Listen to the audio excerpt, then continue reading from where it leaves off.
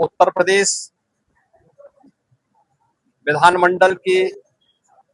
Monsoon सत्र की कार्रवाई आज से प्रारंभ हो रही है।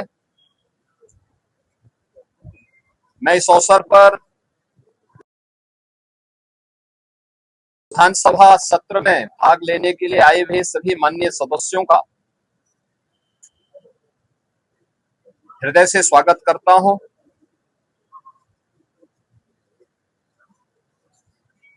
यह सत्र हमारे लिए अत्यंत महत्वपूर्ण सत्र है। वैसे भी विधायिका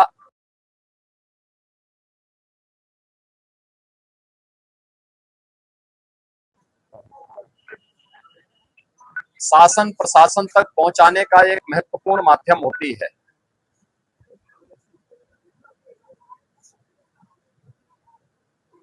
गरीब, किसान, युवा और महिला, इनसे जुड़े हुए मुद्दों पर चर्चा करने, समीक्षा करने और उसे परिणाम तक पहुंचाने का सबसे अच्छा प्लेटफॉर्म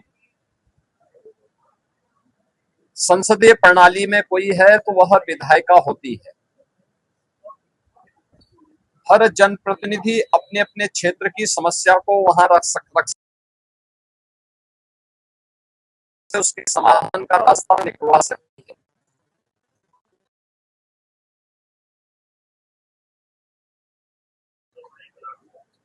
यह बीजेपी के नेतृत्व में चलने वाली एनडीए सरकार की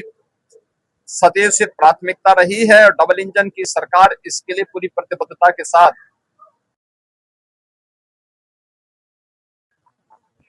पिछले 9 वर्षों में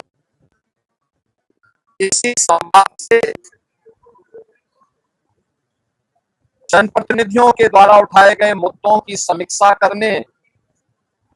के उपरांत बनी हुई योजनाओं के माध्यम से ही हम प्रदेश में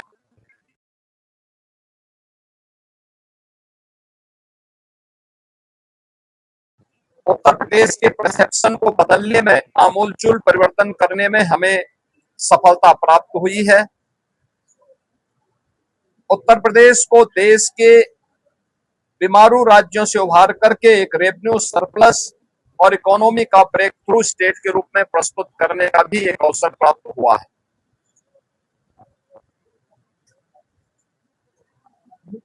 सदन के समय का बेहतर उपयोग हो और प्रत्येक विधानसभा क्षेत्र से जुड़ी हुई आवाज को सदन के पटल पर रखने और सदन में उस पर चर्चा परिचर्चा कराने का एक अवसर प्राप्त हो सके। मैंने कल दलीय नेताओं की बैठक में भी और समय समय पर भी सभी माननीय सदस्यों से इस बारे में आग्रह किया है।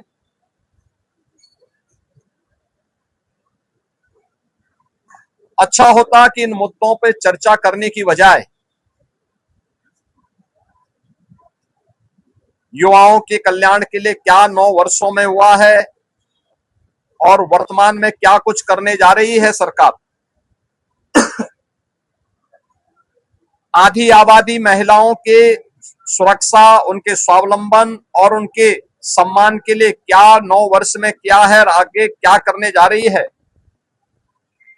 अन्नदाता किसानों के जीवन में परिवर्तन लाने और उनके चेहरे पर खुशहाली लाने के लिए क्या कदम उठाए गए हैं, इन सभी मुद्दों को लेने के साथ ही गरीबों के कल्याण के लिए वेलफेयर स्कीम ने डबल इंजन की सरकार ने पिछले 9 वर्ष के अंदर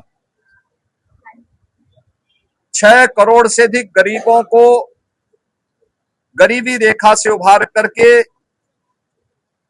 एक मध्यम वर्गीय श्रेणी में ला करके उनके जीवन में परिवर्तन लाने का प्रयास किया है।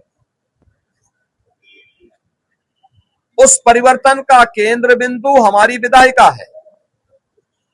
यहां नीतियां बनती हैं, उससे पहले चर्चा पर चर्चा होती है,